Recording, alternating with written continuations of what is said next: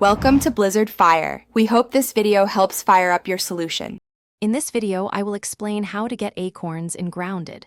First, you'll want to locate the giant oak tree, a prominent landmark in the backyard. Acorns are scattered around its base and are essential for progressing in your crafting endeavors. These sturdy nuts provide valuable materials for early game gear, offering significant defensive and utility benefits. Gathering them is a fundamental step for any survivor. To begin your acorn hunt, head directly to the base of the colossal oak tree. Look closely on the ground for the large, brown acorns that have fallen. You cannot simply pick them up, they require a specific tool. Ensure you have crafted a level 2 busting tool, like the sturdy pebblet hammer, as weaker tools will not be effective in breaking these tough nuts. Once you have your level 2 busting tool equipped, approach a fallen acorn. Aim carefully and begin striking it with your hammer.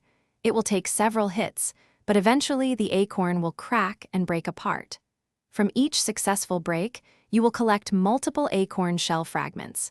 These pieces are the raw materials you need for crafting various essential items. The acorn shell fragments you collect are incredibly versatile.